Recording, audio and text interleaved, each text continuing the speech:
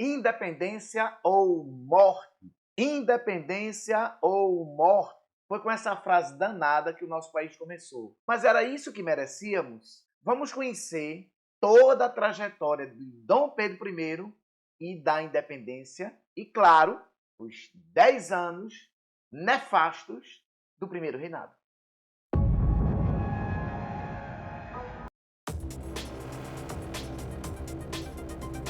Dom Pedro I chegou com o pai, fugindo de Napoleão Bonaparte em 1808, aqui no Brasil. Toda a sua adolescência, ou pelo menos parte dela, foi de barimbá, e não era carnaval, e em bordéis do Rio de Janeiro. Não sei se ele aproveitou muito, ou se na realidade começou a se tornar uma pessoa desregrada desde adolescente. Quando seu pai voltou para Lisboa por conta da Revolução do Porto, que exigiu que Dom João voltasse para Portugal para jurar lá a Constituição, depois de expulsar os ingleses de Portugal, Dom Pedro I ficou como regente. O pai chama Dom Pedro e diz: Pedro, se o Brasil se separar, antes seja para ti que há de me obedecer do que para qualquer um desses aventureiros. Dom Pedro fica aqui no país. Já casado com Dona Leopoldina, uma mulher inteligentíssima, vindo da Europa, culta, que ajudou, na realidade, dentro do processo de independência do Brasil. Ao ser questionado, ao ser instigado a voltar para Portugal, Dom Pedro começava a trilhar o caminho da independência do nosso país. Portugal queria recolonizar o Brasil. As elites locais não queriam de forma nenhuma, porque o processo de abertura dos portos estava caminhando ou encaminhando o Brasil para um processo de independência. Então, se Dom Pedro saísse do país, se Dom Pedro voltasse para Portugal, seria um retrocesso. Então, eles vão forçar o príncipe Dom Pedro a ficar no Brasil. Ele estava como regente nessa época. As pressões foram muitas, por isso o famoso dia do fico. Ele decide ficar no Brasil. O que é que acontece? As pressões dão resultado. Dom Pedro começa a ficar animado com a questão de ficar à frente do governo.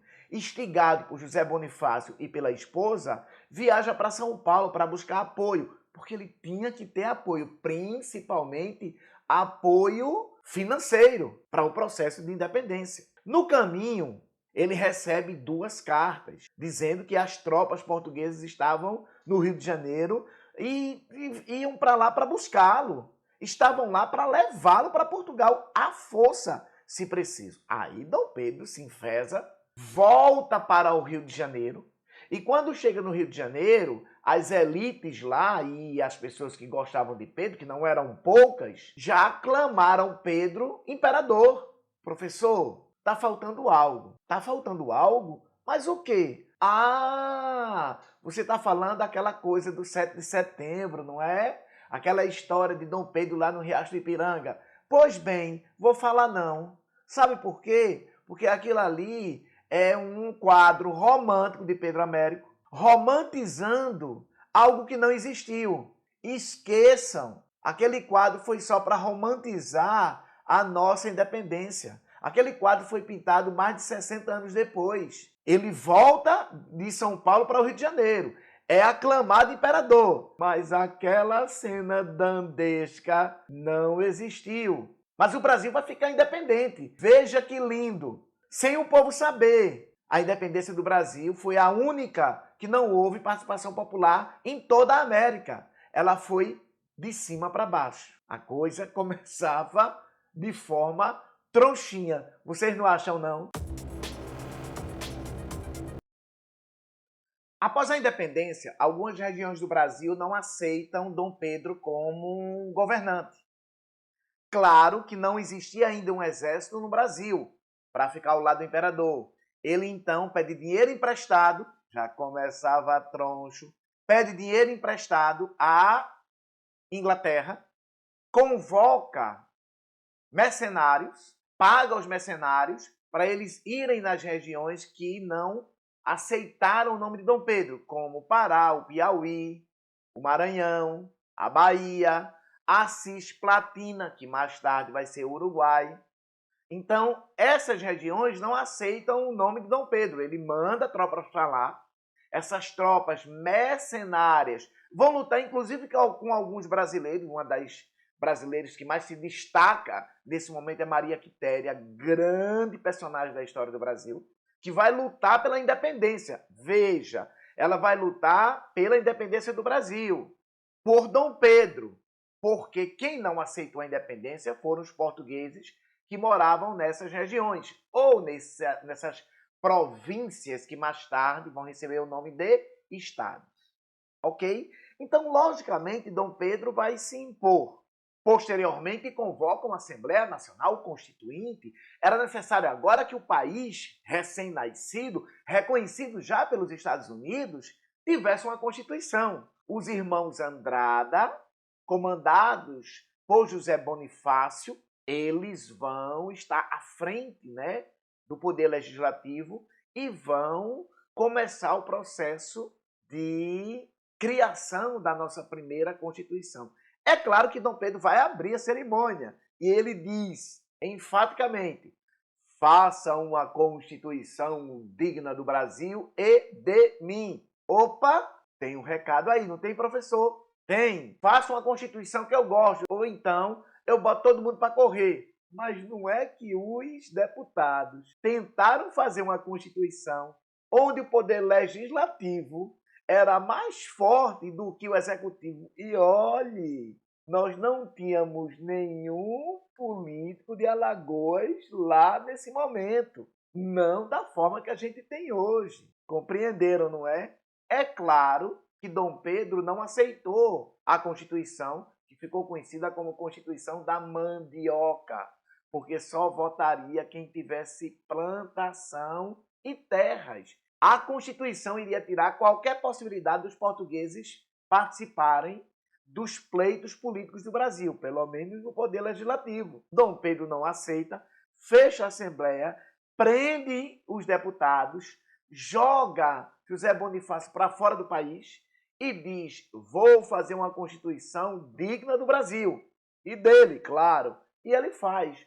Convoca 10 juristas e, sobre a sua batuta, faz a nova Constituição do Brasil, que fica pronta em 1824. Ela vai se tornar a primeira Constituição do Brasil. Outorgada, vice, o Brasil de novo começa troncho. A gente já tinha pago pela nossa independência, Dom Pedro pagou uma indenização para o pai. Se fosse um brasileiro, teria dado uma banana para o pai, mas foi o filho do rei de Portugal e pagou a indenização de 2 milhões de libras esterlinas. De novo, Dom Pedro enfinhava o pé na jaca e outorga a primeira Constituição brasileira e cria o poder moderador. Poder moderador! Esse danado desse poder já existia desde que o Brasil se tornou um país. Vê que coisa! Poder moderador. Nunca dá certo essa porcaria. Houve resposta. De onde? Daqui do Nordeste. O Nordeste se insurge contra Dom Pedro, prega em armas, não aceita o autoritarismo, não aceita o absolutismo. O que é que Dom Pedro faz? Dá um enxilique e convoca de novo, pagando tropas. Manda para cá, prende todo mundo, mata um dos seus líderes, um dos líderes mais populares de toda a história do Brasil, Frei Caneca. Mas isso é outro ponto. Dom Pedro começava bem o governo dele, hein, gente? Dom Pedro passaria quase 10 anos no poder. Existem governos que não deveriam existir. Pois bem, Dom Pedro foi um deles. Veja, o primeiro governante do Brasil fez com que o Brasil perdesse 10 anos da sua política. O governo dele foi terrível. Eu vou repetir, terrível. Tem governantes que são assim mesmo. Entram no poder e nada trazem de bom. Professor, mas teve o processo de independência, que iria acontecer de qualquer jeito, porque o Brasil iria se tornar independente, porque toda a América estava se tornando independente. O Brasil não ia ser diferente, só que seria feito por um brasileiro, não por um português sem vergonha. Mas vamos lá, vamos destrinchar o governo de Dom Pedro. Faz uma Constituição outorgada, paga indenização ao pai. O Brasil nasceu devendo. Entra em guerra com a Cisplatina, perde a guerra, gasta dinheiro com a guerra, pede mais dinheiro emprestado da Inglaterra, a dívida vai só aumentando. O governo de Dom Pedro era completamente desregrado, assim como ele era internamente em sua vida.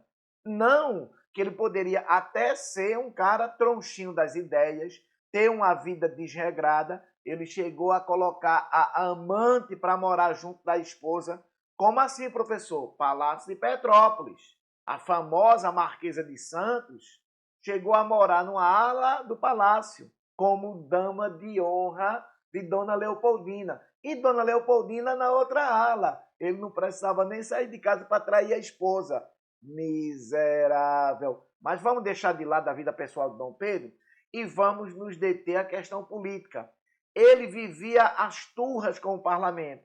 É lógico, ele queria sempre se impor. Impôs o poder moderador, que praticamente anulou o poder legislativo e o poder judiciário, inclusive o próprio executivo, que era exercido por ele, e um conselho de ministros.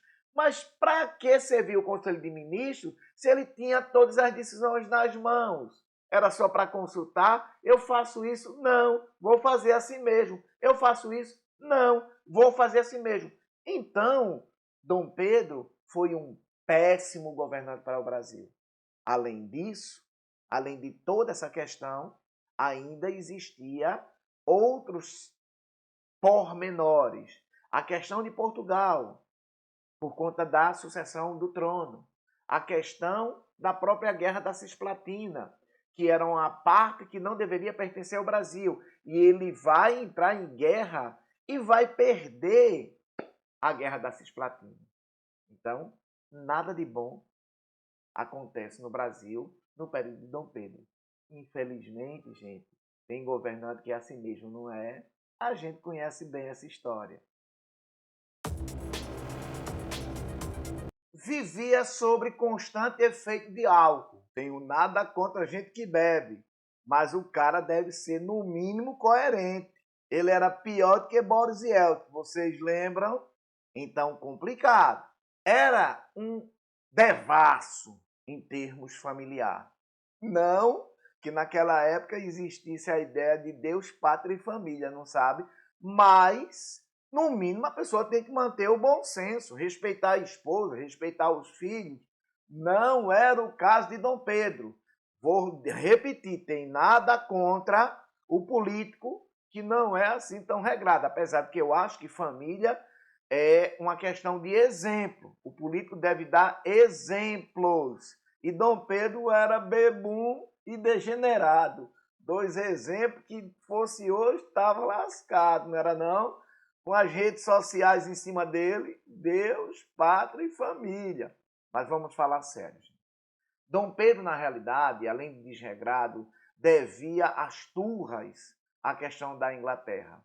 A dívida era sempre crescente, raspava os cofres públicos. E ainda vai ter a questão do trono lá de Portugal. O irmão, Dom Miguel, vai usurpar o trono dele lá junto com a mãe, quando o pai dele morre. O trono era dele, por ser o filho mais velho. Aliás, o único filho de Dom João, né? Mas vamos voltar. O trono fica vago, ele pega a filha dele, Dona Maria da Glória, então com 5 anos de idade, e manda para Portugal, para assumir o trono. Oxente, professor, oxe, o que é que tem? Não tinha o tio dela lá, ela casaria com o tio. Oxente, podia, vice, mas era um casamento de fachada. O tio casaria com ela e seria o regente dela até ela ficar de maior, veja aí os conchavos, até ela ficar de maior e poder assumir. Mas não foi isso que aconteceu. Carlota Joaquina, danada, dizia: Miguel, usurpas trono, Miguel. Este trono é teu. Dom Pedro está lá com as brigas dele. Fica com o trono, Miguel.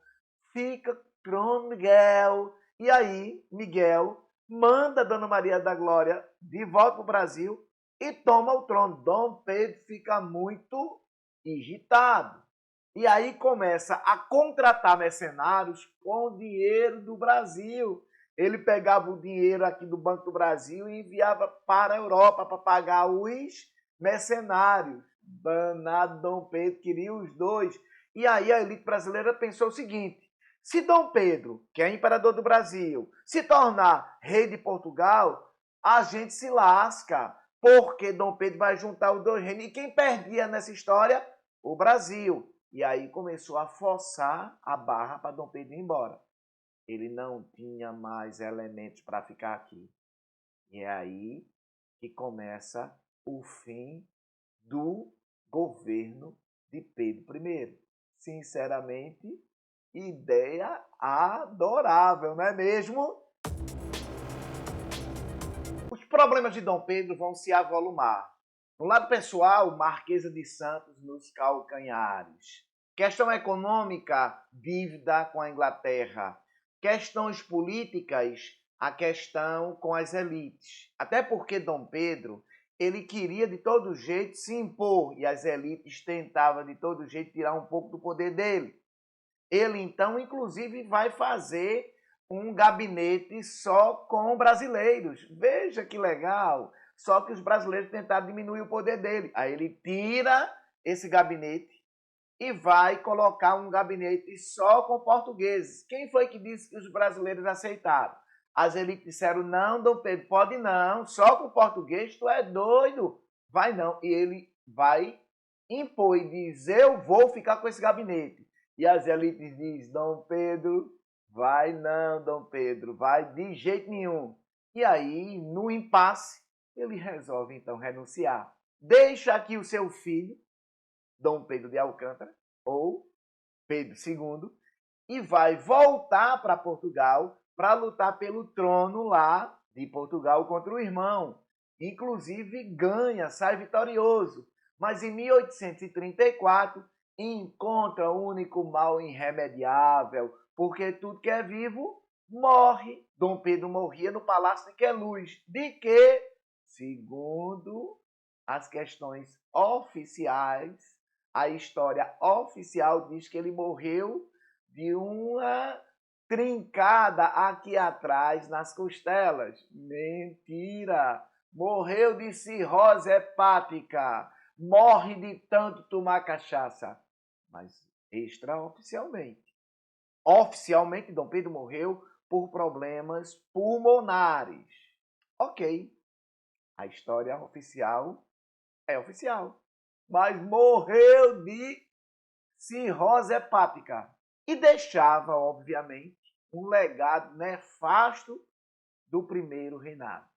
Mas ficou aqui Dom Pedro II, que vai fazer valer o seu governo.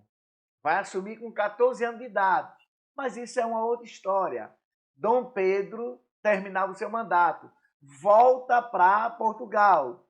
Já vai tarde. Na realidade, a volta foi comemorada pelas elites, que agora começavam a colocar as suas mãos de fato no poder. Pedrinho se tornaria Pedro II, governaria quase 50 anos e daria a identidade ao povo brasileiro que o pai dele não deu. Se tu chegou até aqui, então tu gostou do que viste. Então deixa teu like e se inscreve no História com Sabor. Até o próximo vídeo. Tchau!